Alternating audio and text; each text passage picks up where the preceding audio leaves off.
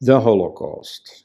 That is the first thing people think about when you utter the word genocide. This was the intentional elimination of the Jews from Europe. Now, originally, it did not take the form of a massacre. The Nazis in the 1930s, the National Socialist rulers of Germany, thought of eliminating the Jews from first the German Empire, then ultimately Europe, through emigration. Gradually, in the years 39 to 41, the elite military organization in Nazi Germany, the SS, started rethinking their plans, and so they came to the idea of eliminating the Jews by killing. So in wartime, during the years 1941-44, there was a organized mass killing that, probably according to available figures, killed some 5.3 million people.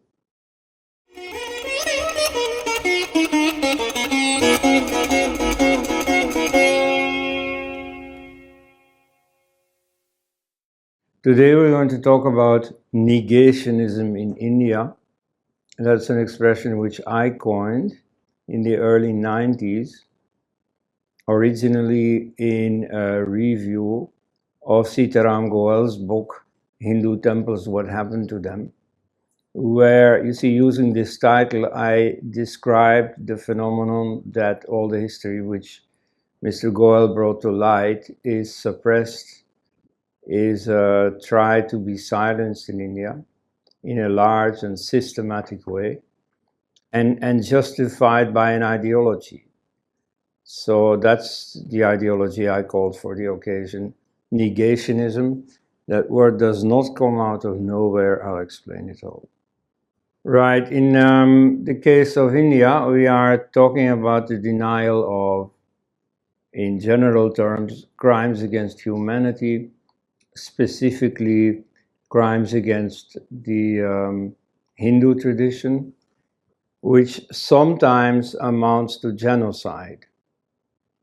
The overall phenomenon is not to be called genocide, we'll go into that. But on occasion, it has very much amounted to genocide. So negationism in general is a persistent and systematic denial of a historical crime, in particular genocide. Now, sometimes those allegations of genocide or other crimes should be denied, namely when the massacre never happened. And so there are cases of this. Like, for example, you will find many history books in India that claim that the Hindus committed genocide on the Buddhists, and that anything they complain about, about their treatment at the hands of Muslim invaders, they themselves did to the Buddhists. Now, this is a complete lie. And you see, in principle, it is possible that there were, on occasion, as between any two groups, clashes, but even then, you see, they just fail to show up in the record. Then, on a smaller scale, it is, for example, alleged that Brahmins martyred Saint Thomas on a hill outside Chennai, where you now have the Saint Thomas Basilica. Now, this is simply blood libel. First of all, it is the Hindus themselves who had given hospitality to the Christians arriving there. Those Christians did not contain Saint Thomas. He never went to South India, as even Pope Benedict XVI has admitted. As I myself have learned in the Catholic University of Leuven from a Jesuit professor. So that's a story that simply doesn't hold up. But yes, Christians at some point arrived, probably in the 4th century, and they were given asylum by the Hindus without any questions asked. Imagine the same thing in a Christian country at that time. And so while St. Thomas never came to South India, we also know that he was not martyred there, even from the only source we have about his being killed, namely the Acts of Thomas, where he is staying in a kingdom recognizable as some part of the Iranian world, probably Afghanistan, desert-like, with people speaking some kind of Persian. And there he did indeed get killed, namely after committing some crimes against society, when the king, who remained hospitable to his foreign guests, said, well, you know, this we really can't have, we would like you to leave. He wasn't even punished or so, he was only asked to leave. Even that he refused. Then finally the king said, well, now I have to act. And so he was killed بَرُغْمِ, with a spear in Aramaic. And in Aramaic you only write the consonants, not the vowels. So if you really want, you can read the word Brahma there. So that's what Christians have done. And so they claim, oh, it is Brahmins who killed St. Thomas. Well, you see, that's not true. You see, maybe at some point an honest mistake could have been made in reading this text, but by now we know more than enough about it. We definitely know he was not killed by Brahmins, not in South India. And yet Christians persist in propping up this story. So in this case, it is simply correct to deny the allegation of a killing. But in other cases, the denial is false, is mendacious, or is at any rate untruthful. There's a difference. Mendacious means that you deliberately tell a lie, that you know that what you're saying is untrue. Whereas mistakes, well, you know, you can believe that they are true, while in reality they are not. Anyway, so if the massacre did happen, then there is moreover a question of interpretation. Not every massacre is called a genocide if you have to punish a large group of people. Then they nowadays, you know, with the cult of victimhood, they will claim, oh, you know, this is genocide. Whereas it may have been the legitimate execution of a punishment. Now, this is dangerous territory. This is open to interpretation. Anyway, the cases that we are dealing with here do not fall under that header. You see, I mean, I'll give one example of it, one historical example from India. This is the famous case of a group of Jains being killed after a debate with Gyana Sambandar, a Shaiva saint from Tamil Nadu. So they first had made an agreement that whoever would lose the debate would convert to the other party. And so the Jainas lost the debate. They didn't keep their promise. And then the king who had organized this whole debate said, well, in that case, and so it is not at all some fanatical Gyana Sambandar or his disciples or followers who committed mass killing. No, it is the king who executed a punishment agreed upon by the people concerned themselves. So occasionally this does happen, but that's rare, that's marginal, and that is at any rate not the case here. So the Holocaust, that is the first thing people think about when you utter the word genocide. This was the intentional elimination of the Jews from Europe. Now, originally it did not take the form of a massacre. The Nazis in the 1930s, the National Socialist rulers of Germany, thought of eliminating the Jews from first the German Empire, then ultimately Europe, through emigration, through resettlement elsewhere.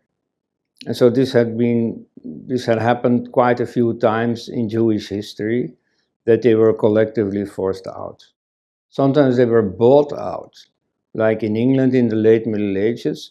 the middle classes, those who were in competition with the Jewish traders. They bought the Jews out. They collected money to pay the Jews to leave. In many other cases, this was not so civilized, and so it is through waves of violence that Jews were forced out. Now, here again, you see, ostensibly the Nazis wanted to follow the example that I just gave from England, where simply the Jews were in a correct, organized manner made to leave. At least that was the first intention. But then you see, as the situation got more critical, as the war started, this became difficult to practice. And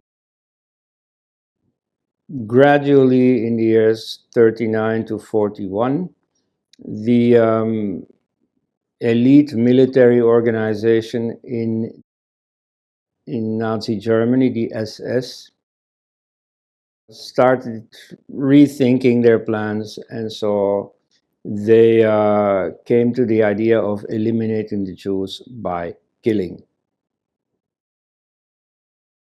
So in wartime, during the years 1941-44, there was a organized mass killing that, probably according to available figures, killed some 5.3 million people in three fronts, in three places. One was killings through neck shots on the Eastern Front. So when the German forces were advancing into the Soviet Union, there was an order that any non-military resistance behind the front lines should be dealt with immediately by killing. And then it was added that all Jews should be treated as if they are such armed resistors, whether they are effectively or not. Then they found that this took a heavy toll on the men who had to do it. You see, killing in war, you see, when your own life is at stake, that people can mostly handle. But effectively just going around and, you have people before you kneeling down and then you shoot them. For many people, this is too much. And so they thought, well, we should have a more abstract, more impersonal form of killing. And so this is where the gas chambers came in. A few camps were built in occupied Poland, and like Treblinka, Sobibor, Majdanek. And so there, the Jews from Eastern Europe were herded together and systematically killed, and then the camps were deconstructed, were taken apart to leave no trace of the crime. And then thirdly, you have Auschwitz. Auschwitz was originally not an extermination camp, it was a labor camp in the middle of an industrial area where many Polish laborers just went to work 9 to 5 and then went home to their families and so on. So you see, that was, of course, often used as an argument. Here we already sense negationism popping up to say that, there's nothing special can have happened then, because then everybody would have known. And the idea of the Holocaust was to organize it in secrecy. Why? There had been just before that a campaign to weed out the mentally handicapped. So they thought that the fact that people were fully employed with no other job than to take care of these people who would never produce anything, who would never be any use to society, that this was a terrible waste. So they thought of eliminating all these mentally handicapped. But it was found that the German public opinion didn't want this. So many organizations, including the churches, protested against this, and the regime found the pressure too much. So when they started on their next campaign to eliminate people, namely the Jewish Holocaust, then they decided this has to be in utmost secrecy. So the SS men involved in it were sworn to secrecy. After the war, it was very common for Germans to say, oh, but we didn't know about this. When the Allies were pressing this upon them, this is what you did. They said, but we didn't know about this. And so this is usually a phrase quoted to illustrate hypocrisy. You see, willfully closing your eyes. When, in fact, this is largely true. You see, people were kept in the dark. Like you have the case of the Dutch Jews who organized their own deportation to Auschwitz, thinking this was a labor camp. So the discourse at that time was, you see, Germans, we have to fight, we have to risk our lives on the front line, whereas these Jews are just sitting at home doing nothing and not running any risk. So the Jews thought that maybe we can justify ourselves by contributing to the warfare by labor. And so effectively, there was a Jewish council that organized these transports. Why? Well, because they genuinely believed that even though reprehensible, still it was not lethal. They would survive and then come back, restore their prosperity and so on. So Auschwitz is a dubious case. Originally, it starts as a labor camp, but then it also becomes part of the elimination machinery. The Holocaust is not the biggest mass killing in history. You see, 5.3 million is very many, yet there have been worse cases, as we shall see. Nevertheless, it was the most intense. There was no escape. In many mass killings in history, you could save yourself by accepting the system of the enemy, by becoming his slave if necessary, or at any rate a subordinate, and so accepting his position in power. Like, for instance, in the case of Hindus falling victim to the Islamic invasions, well, they could always convert. They could betray their own community, walk over to the other side, and then be in the camp of the winners. So in this case, the Jews did not have that option. They were all earmarked for elimination, children included. So that's why this is the genocide par excellence. I'd say that the term Holocaust is now very much identified with this particular genocide. It's not a generic term that you can use anywhere else. Even though the Jews themselves nowadays prefer another term, Shoah, which is Hebrew for destruction.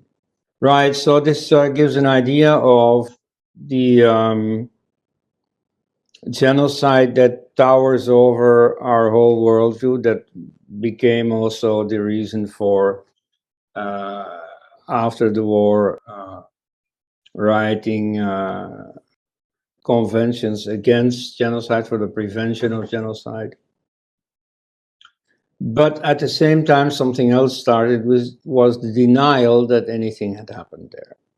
The first denier, to my knowledge, is the French journalist and teacher Paul Racinier. He was actually a resistor. He was not at all a Nazi. He was a French resistor against the Nazis. He was taken captive and then imprisoned in Buchenwald.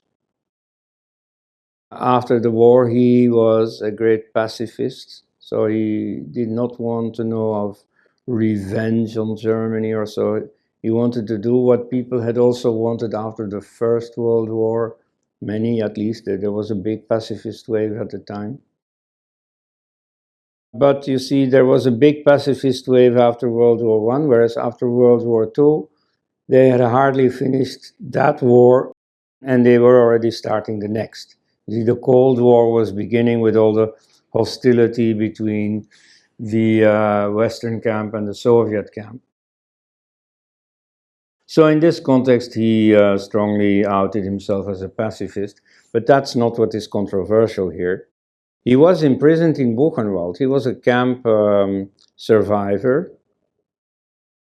Initially, he writes after the war, and so there's a polemic developing because after the rumors come in about the Nazis having committed a genocide on the Jews, the French resistance tried to cash in on that by claiming big victimhood for themselves, namely that there was also a genocide planned of the French people.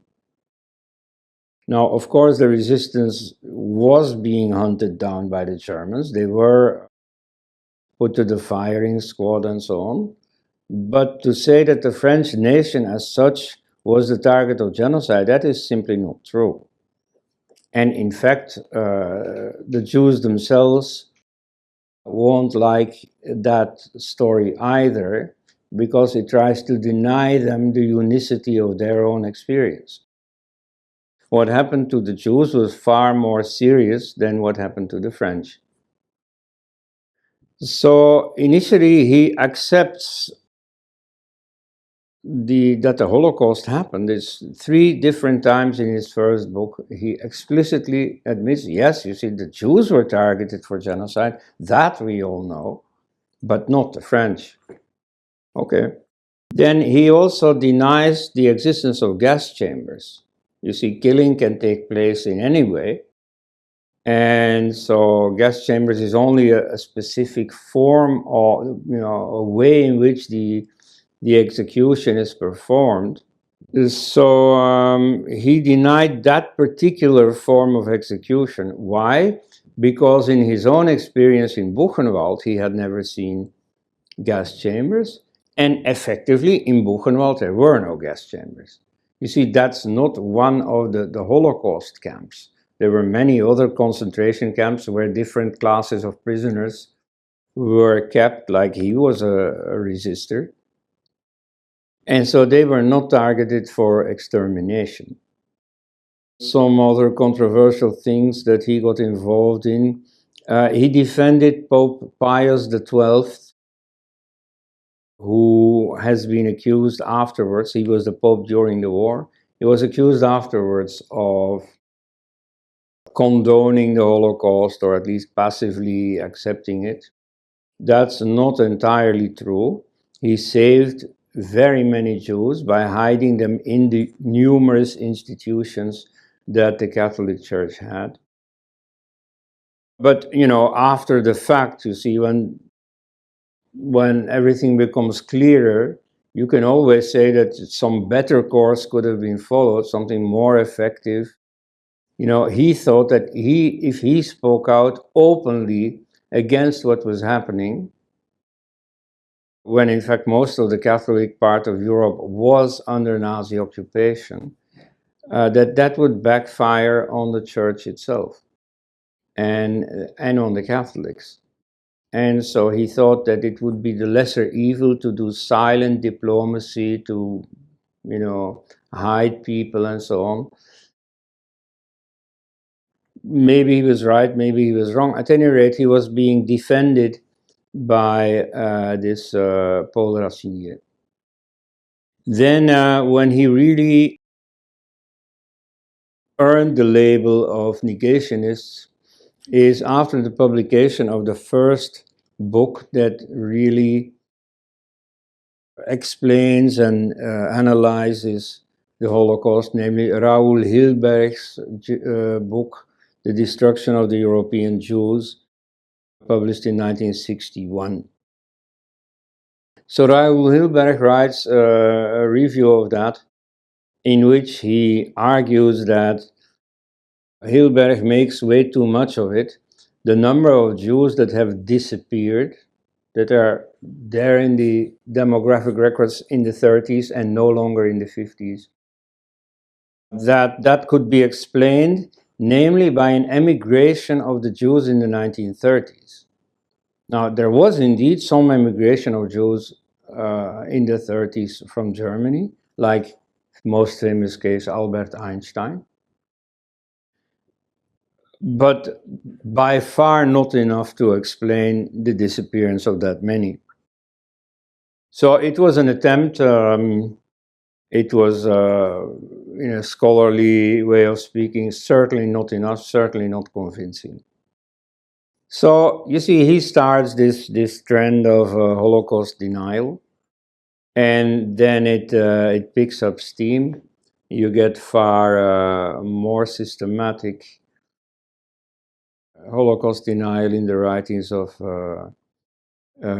Serge Tillon, of Jürgen Graf, Ernst Zundel, German, who had lived through the Nazi period, who lived then in Canada, and who actually wrote a book, The Hitler We Loved and Why. So that's a whole apology of Hitler and of Nazism. Then we have Germar Rudolph, a German scientist, who found that in Auschwitz, places designated as gas chambers did not contain the chemical remains that should have been there if there had been this poisonous gas. Similarly, you have David Cole, who, as a young Jew from California, after the Soviet bloc had fallen, he went to interview the director of the Holocaust Museum, or the Auschwitz Museum, so the Auschwitz camp that had been turned into a museum, where he found quite a lot of holes in the official story. Now, this is, of course, after decades of Soviet rule, which was completely geared to propaganda, to what we now call fake news. So, of course, much of this has been straightened out, has been corrected. Anyways, with this he earned the name of Holocaust denier, though later he very strongly claimed not to be that, and in fact also criticized the Holocaust deniers and pointed out precisely the mistakes they were making.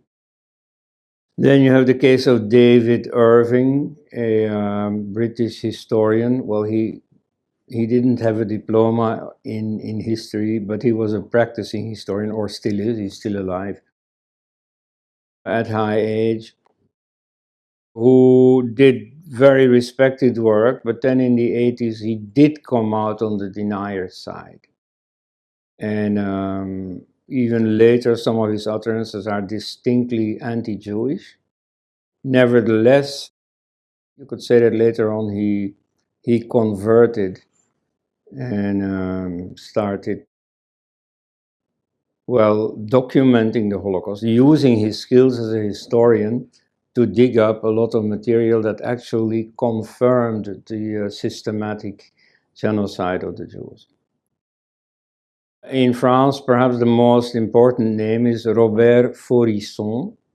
He had a jocularly named association called ARC, short for Association of Ancient Amateurs of Recitals of Wars and Holocausts. So he made fun of the whole thing. He was a professor of literature, and as such, he wrote an analysis of the diary of Anne Frank, which is one of the main testimonies of life under the Nazis before she was found out, arrested, taken to Auschwitz, and ultimately died. So he says that this diary was a forgery. Then later he wrote a defense of his own negationist positions, Mémoire en défense, which is remarkable because it had a foreword by the leftist professor of linguistics Noam Chomsky, in which he says, it's not that I want to defend Holocaust denial, but I want to defend his right to say it. And so at that time already, there was in France a movement to simply prohibit any expression of this particular opinion. But so from a viewpoint of negation, it's not that they gained anything, it's not that they gained any converts. No, you also have, in his wake, you have a leftist negationism. You see, often negationism is associated with neo-Nazis and so on. That's not quite accurate. And so you have quite a wave of people who are leftist negationists, who think it's important to deny or minimize the Holocaust because it sets up a division within the capitalist world, namely that there were bad capitalists who committed holocausts, namely the Nazi regime, and then you have the good capitalists, the Anglo-American forces that came to defeat the Nazis, that came to restore freedom. So from a leftist angle, whatever bad happens is really ultimately the guilt of the capitalists. And so this creation of an image of good capitalists, that should be prevented. So for them, all were equally guilty. Special about this movement is also that they are also skeptical towards other genocides, like the Armenian genocide at the hands of the Turks during the First World War, or the Cambodian genocide. And here it's a bit difficult to use the word genocide. Genocide normally is the targeting of one people by another people, whereas in Cambodia it was one class, or the revolutionaries, targeting, well, most ordinary Cambodians. But it's not that they wanted to destroy the Cambodian nation. No, they wanted to purify the Cambodian nation. Then, yeah, for completeness sake, I'd also mention the fellow Germar Rudolph that I mentioned. You see, he has strongly been pleading that he's not a neo-Nazi at all, that in fact the German people and the Jewish community belong together, that they should have worked together and so on, that the Nazis were wrong on that count.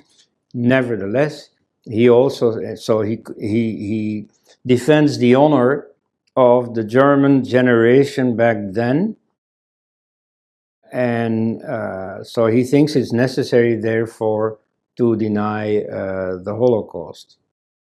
Yeah, so the case of David Irving is interesting.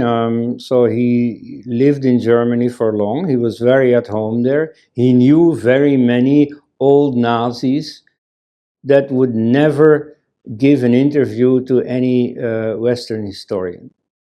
And so he got entrance to many places where only he could go. So as a source of historical information, he's quite important.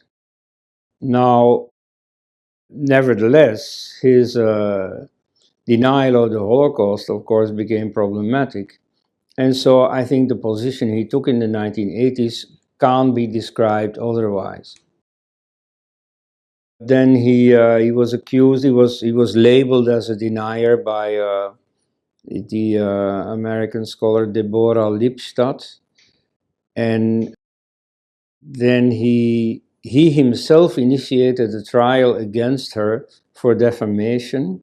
And so that's a famous theater where all the pros and cons of the knowledge of the Holocaust were presented, which he lost. So he lost that trial. Later, he was also imprisoned for 1 year in Austria.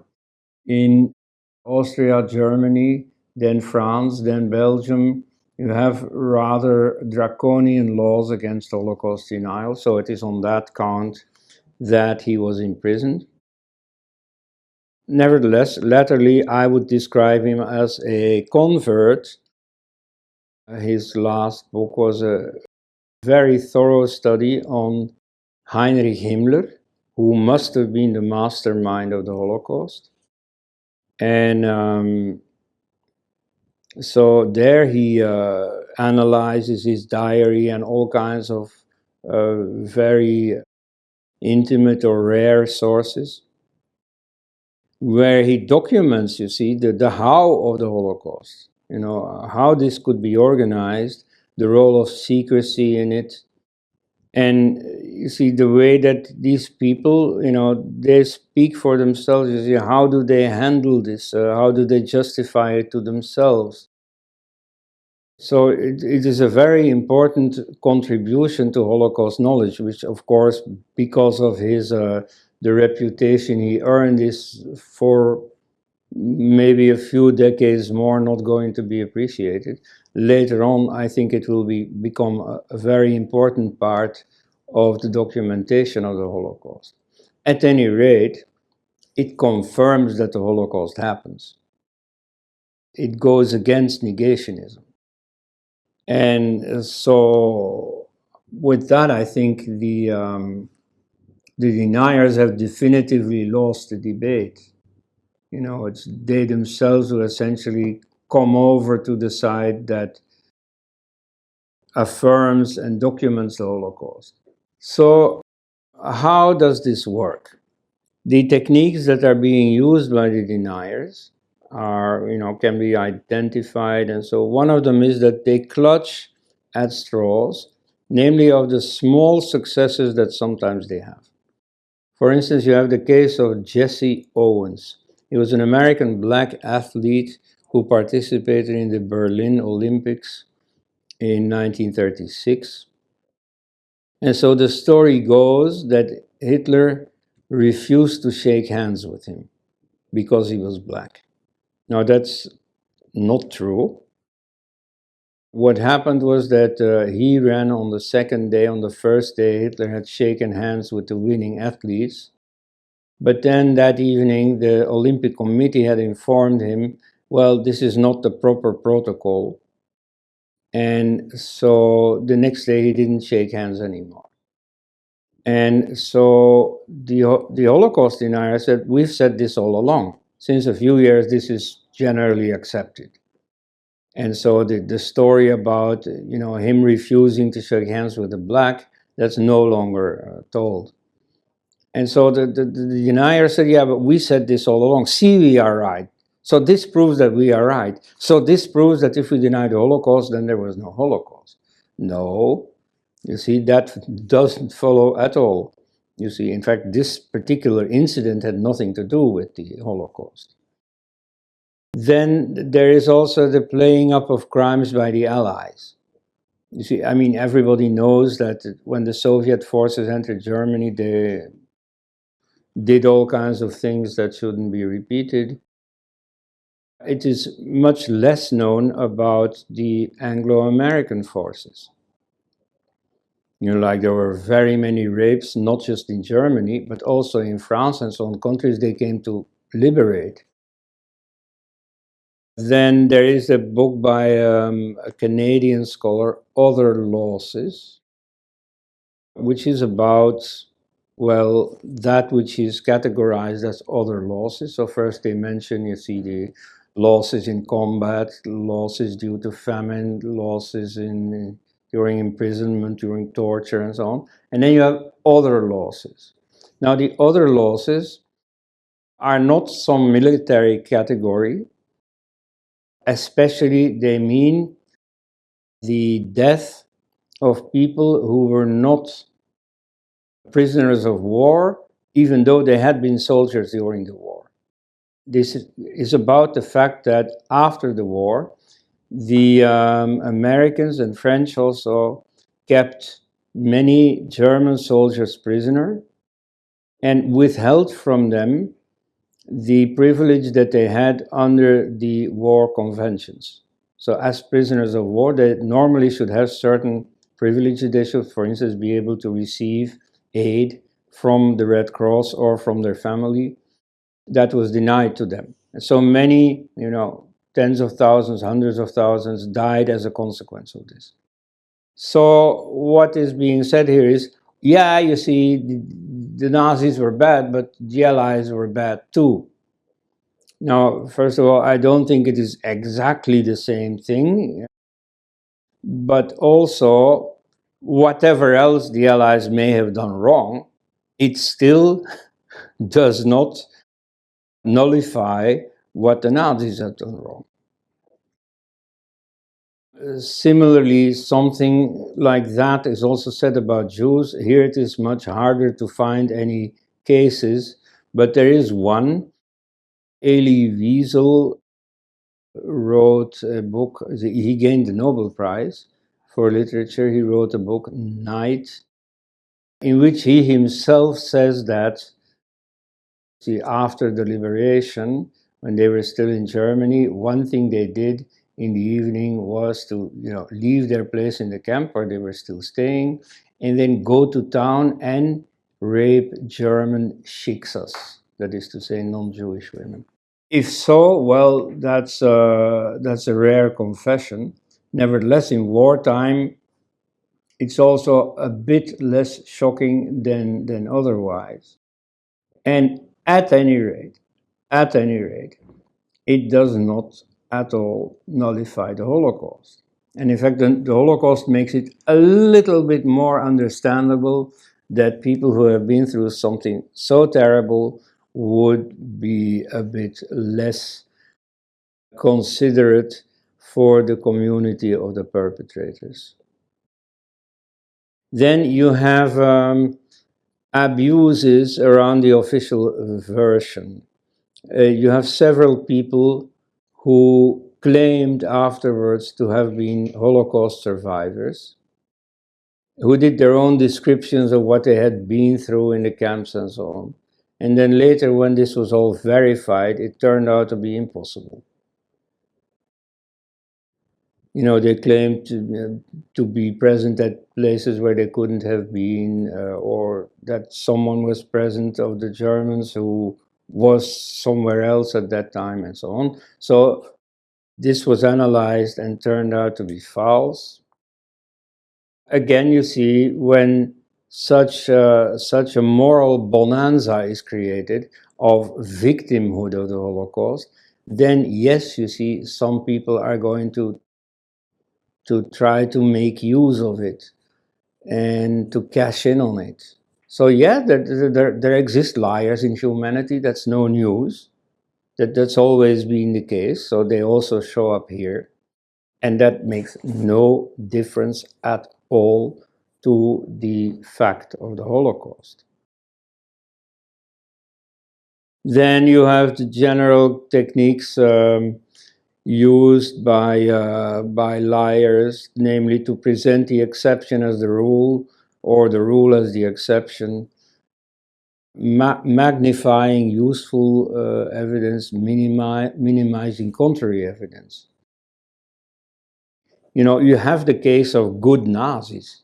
You have the case of Nazis that helped the Jews, like you have the famous case of Oskar Schindler, about whom a movie was made. So he actually saved Jews. But why did they have to be saved? Precisely because there was a Holocaust going on. So that doesn't ultimately serve the deniers. Then another thing you have to understand is that not everything that the negationists say are lies. You see, even though it may be untrue, but that's something else than a lie. I mean, I see, on non-serious forums like Twitter, I see this all the time. I see people who are shouting, "You're a liar." Well, not necessarily. You see, many people very honestly say things that are not true because they believe them to be true. And so this is here the case also. You see, why would someone lie about this? Well, often because they are fond of Nazism, after all, or because they are still anti-Semitic. That is very common. People who have forgotten about what Nazism was, who have no particular sympathy for Hitler or so, but who are anti-Jewish. This has existed for a few thousand years. this still exists on a large scale after the war. But you see, if you're going to lie about it, you have to realize that the consequences are rather serious. In Western society, at least, you lose all respect if you choose negationism. And so sometimes this is necessary. But you see, in the case of the Holocaust, you should take it as an indication that perhaps there is something wrong indeed with this denial, which is why some negationists have indeed, under the force of the evidence, come around and accepted that, yeah, there was a Holocaust after all. That's the case of David Irving. That was the case of Christian Lindner. He was a colleague of mine, an Orientalist, Sanskrit scholar, who had a tendency to exaggerate, but nevertheless who had some interesting theses also. But nevertheless, here on the Holocaust, for a long time, he was a very sharp, very committed denier. Then he turned around completely. And I mean, he didn't have anything to gain from this as far as I can see. But at any rate, he thought that he had been wrong the foregoing years. Then you have the case of David Cole, which I mentioned. You see, he attacks certain specific beliefs that are part of the official story, but accepts overall that there was indeed an attempt to exterminate the Jews. So, if these are not lies, what are they? I remember a professor from the University of Brussels, Joël Kotek, who explained different types of negationism, also about the Armenian Holocaust. And so he gave specific reasons why people deny this and this. Now, about the Jewish Holocaust, he said, ça c'est du mensonge pur et simple. This is purely lies. Well, he has a point when he says that this is purely untrue. Okay, but to say it is lies, that is not just saying it is untrue, that is also saying that the people who come up with this position know that what they say is untrue. So that, in fact, the deniers secretly, intimately do believe in the Holocaust and nevertheless claim it is not true. You see, it's just very strange because you take all the social risks of being known as a denier, and yet you don't believe it. That's bizarre. You see, in most cases, what you have is wishful thinking. Like long ago, you see, I've heard people in my own country who had fought in the auxiliary troops of the German army, and so who themselves said, for me, this is something existential. You see, I don't want to have been an accomplice in this genocide. So, you see, I will maintain till my dying breath that this Holocaust has never happened, because I can't live with it, you see. So these are people who are against genocide, who deny this particular case of genocide. I mean, people's motives, people's psychology, that's a complex subject. So you can't just narrow it down to, oh, these are all lies. You see, this is all untruth, that you can objectively say, but lies is a specific type of untruth.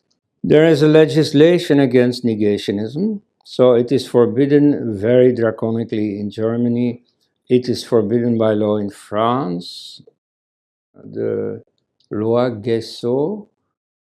So Guessot was a communist member of parliament who piloted this law through parliament. But so it was accepted by a majority, many of them non-communist.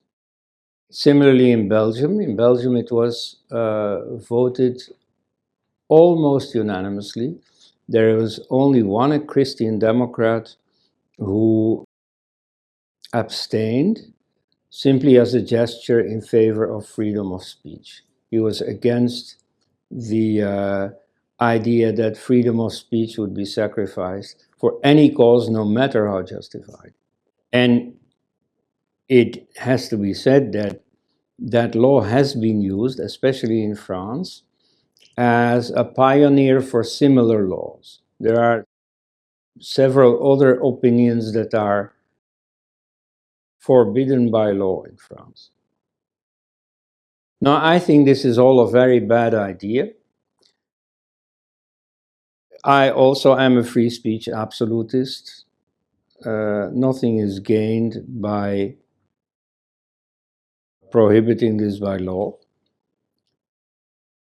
First of all, it is counterproductive. The negationists use it as proof. They don't want us to say this. That's because they have to hide something. So they are giving us a backhanded compliment. They are admitting that, we have something powerful to say. Then it blazed the trail for more anti-free speech laws. And nowadays, you see, this is very common, even if it is not cast into law, at least institutions will introduce rules within their own domain that, you can't say anything that hurts anybody's feelings. And so, you see, free speech is going down the drain. So in that process, you see, nowadays there are many reasons, ideological motives behind it that have nothing to do with negationism, but you can't deny that the laws against negationism have acted as trailblazer, as pioneer for that type of new speech codes. And therefore, I'd like to compliment the Jewish community of the United Kingdom, because they refused this kind of censorship law. Tony Blair, as Prime Minister, proposed to them to introduce also such a negationism censorship law, and they refused. They said, you see, we have found our place in British society precisely because it is so liberal, so freedom-loving. And we do not want to be identified with any encroachment of this British freedom. So instead, Tony Blair then instituted a Holocaust Remembrance Day for the day when Auschwitz was liberated. So in other countries, it is not forbidden by law, but it is at least ostracized. Like in the United States, it is perfectly allowed by law. So nevertheless, if you go public denying the Holocaust, there will be consequences. However, in the Islamic world, this view that the Holocaust didn't happen is patronized by governments, and at any rate tolerated. And so many school teachers and so on, who have a lot of influence on the public mind, openly deny the Holocaust. The same thing you have in Europe with Muslim pupils in school. Many teachers don't dare to teach about the Holocaust because their pupils get rebellious. And it is sometimes officially patronized. In 2005, the then Iranian Prime Minister Mahmoud Ahmadinejad organized a Holocaust-denying conference in Tehran. And so most of the well-known Holocaust deniers were present there. This was their big day in the sun. It was their last moment of glory, let's say, because since then it has gone downhill constantly. There was a presence from India there, namely the crusader against what he calls Hindu Nazis, but he also calls them Jews of India, so he's both anti-Nazi and anti-Jewish. So those are two terms for the Brahmins. The Brahmin caste, the upper caste, the most scripturalist Hindu caste, namely the Brahmins, they are likened to Nazis, but they're also likened to Jews. In fact, the comparison to Jews makes a lot of sense because Jews are stereotyped as very book-oriented, as also working behind the scenes, pulling the threads. So exercising a lot of power, but without being seen as exercising this power. They also have a funny hairdo. You see, Jews have these curls, you see, and Brahmins have this shikha.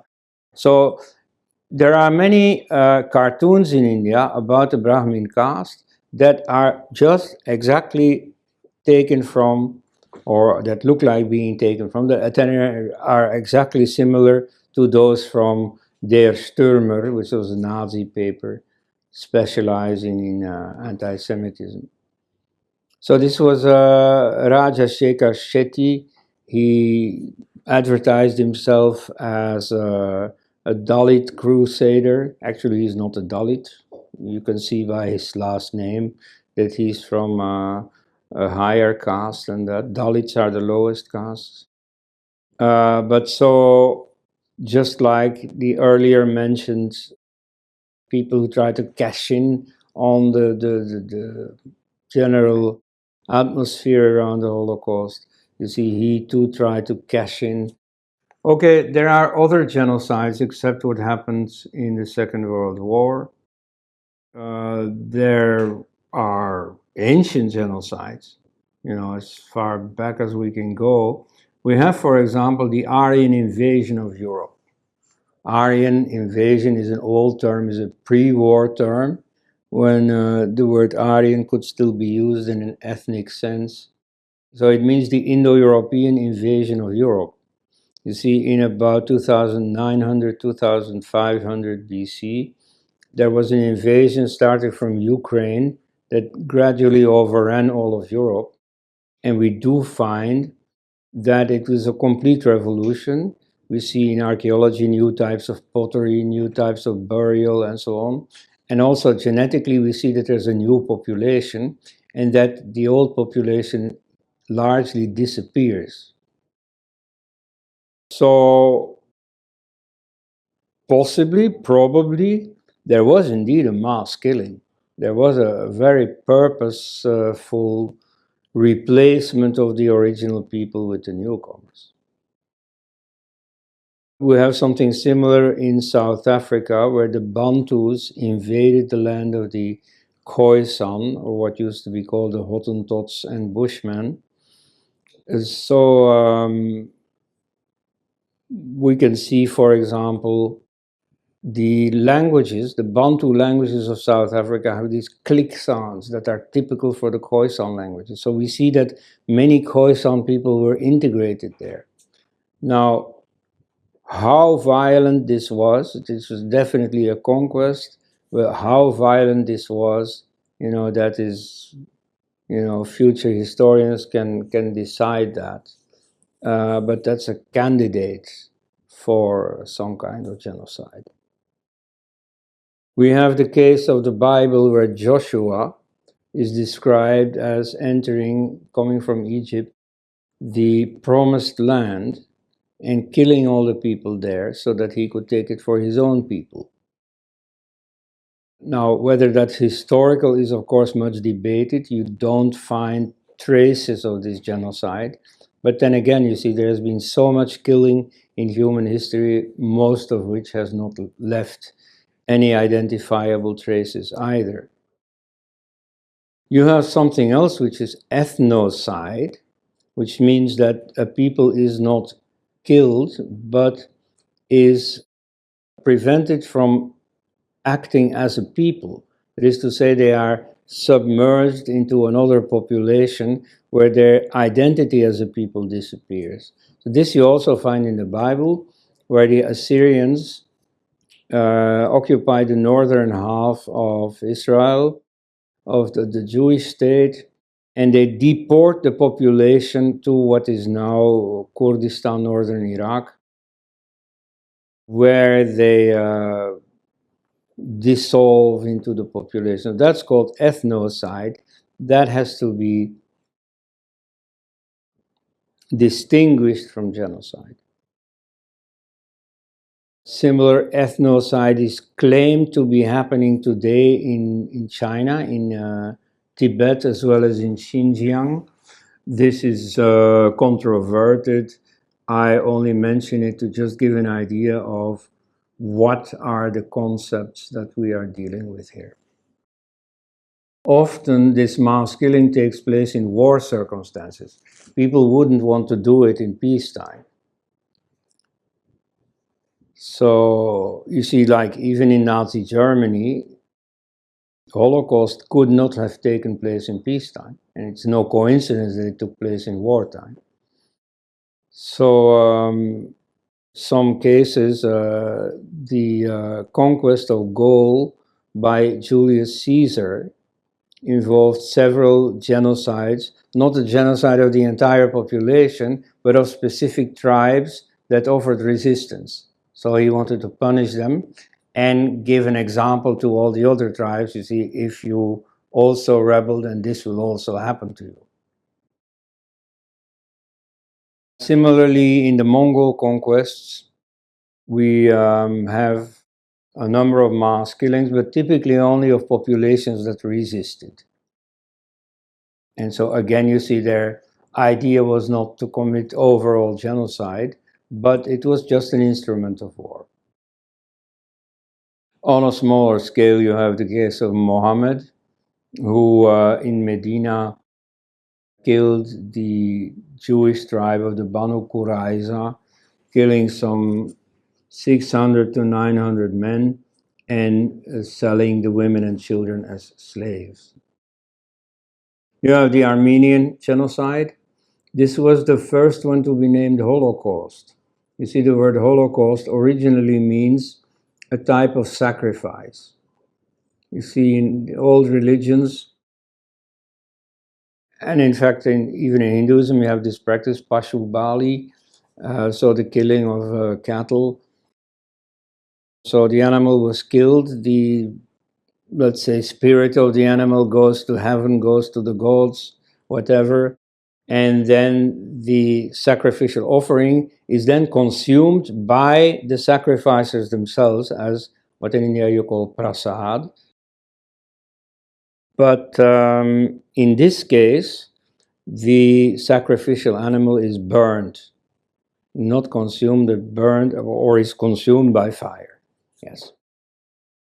So that then was taken as a somewhat infelicitous metaphor for this complete killing by fire.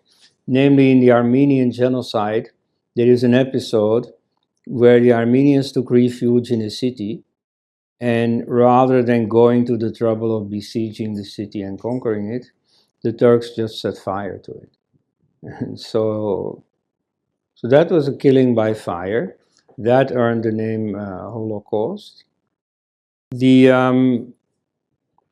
killing of the Armenians was also used by Hitler in his justification. See, he said, well, you know, this was more than 20 years later. He said, nobody speaks about the Armenian genocide anymore. Well, why shouldn't we commit genocide?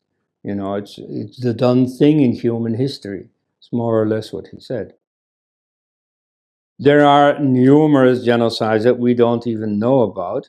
For example, in 1759, there was the genocide, a very systematic killing of the Dzungar Mongol tribe in what is Xinjiang, namely after a request by another tribe, the Uyghurs, who are the victims today. The Emperor of China killed about 80% of these Mongols, about 800,000 people, calling them subhuman barbarians, the same language that accompanied the Jewish Holocaust. Now, the reason why often we don't know about it is that in the old days, people didn't advertise it. People were ashamed of having lost the war. They were ashamed of becoming the victims. This cult of advertising victimhood, of maximizing victimhood that you have today, didn't exist for most of human history. So mostly survivors of genocides kept mum about it. To some extent, also, this is what you find in the life stories of Holocaust survivors after the war. Typically, their children or grandchildren say, "Oh, father never talked about it. It was a taboo subject." So you see, that is the attitude of human beings since the beginning. So there are many genocides that simply escape the radar. Often, something extreme like a genocide is justified as defensive. We had to do it because otherwise, worse. For example, in 1994, there was a massacre of the Tutsi minority by the Hutus in Rwanda. And so the context is that the Tutsis had regrouped in the neighboring country, Uganda, and then had invaded Rwanda, threatening to take it back. They were the ruling class in the past. They had been defeated a few decades ago. Now they came back and promised to be the ruling class again. So the Hutus said, this is never going to happen again. The only way to do it is to annihilate them, or at least a sufficient number of Hutus thought so. And so that's how the genocide followed. So the creative phase, if you want to grace it with that positive a term, the creative phase of negationism is over. You see, nobody believes in it anymore, or nobody of any caliber. This is just accepted as a historical fact among all those who have somewhat studied. But it still has a mass following in the Muslim world. Like, to give one name, there is this Ahmed Rami, a Moroccan ex-army officer based in Sweden, who has broadcast this regular program where he regularly denies the Holocaust. So you have the case of Mahmoud Ahmadinejad, who has officially promoted Holocaust denial. That was a short-lived victory, but it didn't last long, and so ever since it hasn't been repeated. There were some strange people there, like this Dalit crusader from India, Viti Rajashekar Shetty. Another strange presence there, perhaps useful again to understand the whole debate around the Holocaust, is a few Orthodox rabbis from Israel, Jews par excellence. Why? Because they dislike the fact that many secular Jews treat the Holocaust as like one thing that binds all Jews together, this common memory. And so even if they don't believe in Yahweh anymore, and they don't do the Bible things anymore, they don't do the fasting and the festivals and so on, they nevertheless affirm their ethnic Jewish identity by sharing this common memory. So they say, well, no, you see, Judaism is not about Holocaust or any other, recent historical event. There is some basic revelation by God himself underlying Jewish identity, and it is that which should be cultivated. And so this, what is sometimes called Holocaustianity, is a poor substitute for that. And so they want to avoid that. Now, whether to do that, the best way is to deny the Holocaust. That is, of course, questionable. They have been heavily criticized for that. Now, another category, we talked about killing, but sometimes people die without any weapons being involved. Mass famine, you can kill people by withholding food from them. So a very famous case is the Holodomor. And now, of course, most of you will fall from the sky and wonder what is Holodomor. Well, maybe there's a hint that it starts with holo. Many people get killed, but not by weapons. In 1932-33, Stalin intentionally killed millions of Ukrainians, the so-called kulaks, that is to say the free farmers, the farmers who had their own farm. And so in size at any rate, that deserves to be called a genocide. Now, it was also very intentional. You see, it's not that he conducted policies that happened to throw agriculture into disarray so that no food was produced. No, he very deliberately had these people starve to death. Morally, moreover, this is worsened by the circumstance of peacetime. You see, he had no military necessity of doing this. You know, he just woke up one day and said, okay, let's exterminate these people. That's different from, you know, even the Nazis didn't sink to that level. You know, in peacetime, they woke up and they said, okay, let's expel the Jews. That's bad, but that's not the same thing. It's only when war started and, you know, they were starting to feel the heat themselves that they, you know, took the next step. Moreover, it of course greatly contributed to the intensity of anti-communism elsewhere. And the reason why people supported regimes that promised to keep out communism. And so much of the support for Nazism follows precisely from anti-communism. And so this anti-communism was justified precisely by pointing to the terrible things that communists had done, and this was a major one. Somewhat different kind of mass famine is the Great Leap Forward in China. So the Great Leap Forward was the name given to a communist policy of reforming rural society, making it more industrially active, you know, implanting steel mills in the countryside and so on and so, forcing the people to work there rather than to till the fields.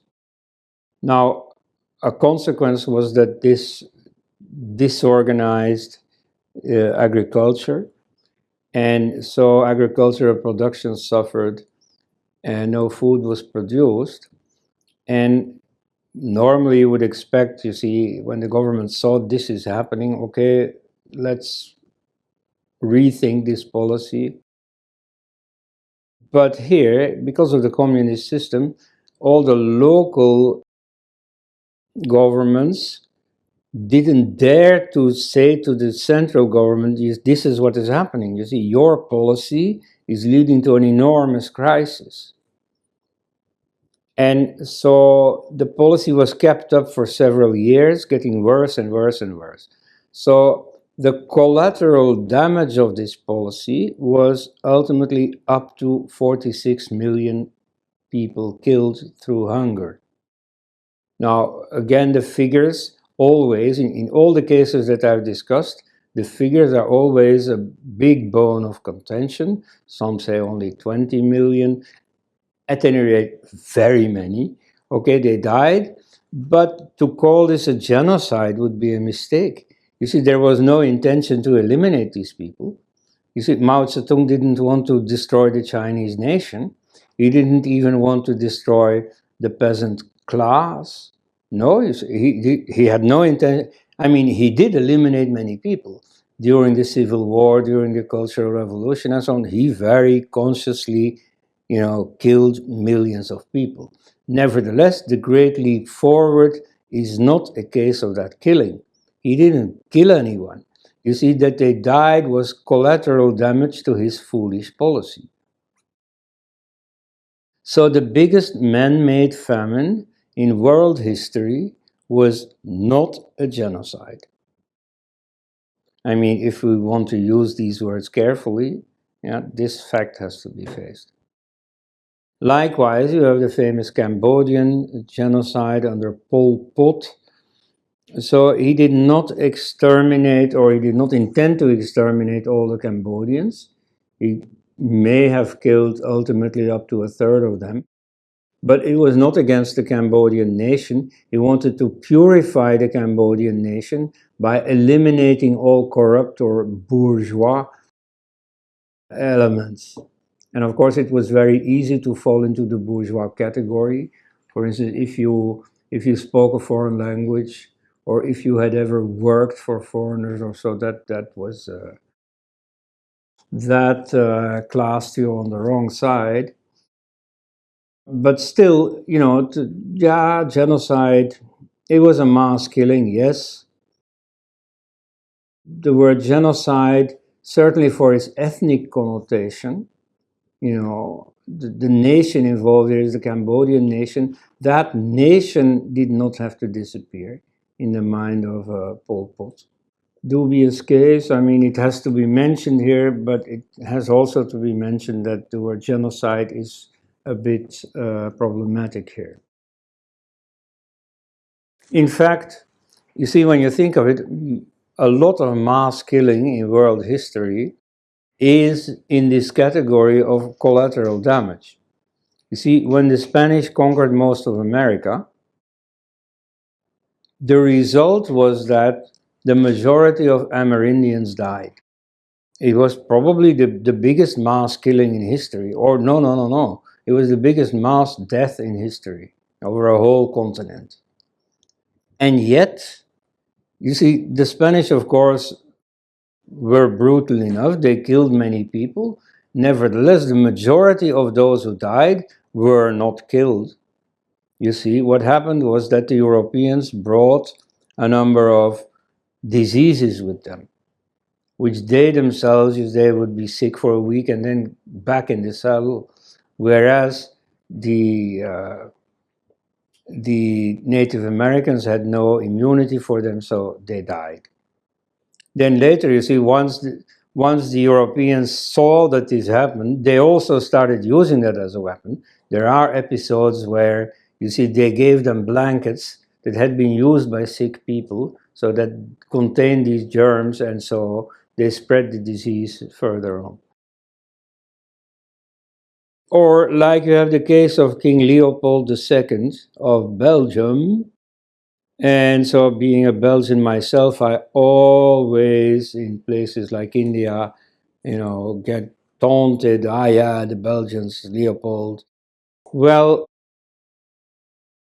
yeah, it's a bit complex. You see, within Belgium, I am not at all in favor of the royal house, including Leopold II. So, politically, I find it a good thing that Leopold II has such a bad reputation.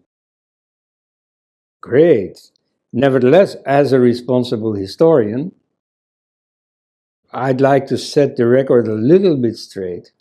First of all, the figures that are usually mentioned, like 15 million people killed and so on, they are demographically impossible. There's only a small part of Congo that was affected, and demographic figures were a lot lower than they are since. I mean, whatever the Belgians have done wrong, they have at least installed a certain basic medical system that kept many people alive that would otherwise have died. And so the losses caused by the Belgian presence there have also been compensated later. That's what the Belgians will say in their defense. But you see specifically the figure of Leopold II. First, he freed the Congolese from enslavement by the Arabs. Arab slave trade still existed. So he abolished the Arab slave trade. You see, he was, to borrow a phrase from the Americans about Abraham Lincoln, he was the emancipator of the slaves. This is rather ironic, but yes, strictly speaking, that's what he was. Although, again, the story is a bit complicated. You see, he had promised, once he got his hands on the Congo, he promised to abolish slavery there. But then he had good business with the Arab slave traders. And so he wasn't in a hurry to upset that. And then it is some local commander who, got embroiled into some conflict with the Arabs, and then he took it to a military level. And so then faced with the accomplished fact of a war with the slave traders, then he claimed to be the big, abolisher of the slave trade and so on. Anyway, so it's the only war that Belgium ever won. Okay, 1894. So that happened, but then what followed was hardly better. So then came capitalist exploitation. Then many of the natives were again forced to labor. And so many of them died. The whole agricultural system collapsed. Many of them died as a consequence.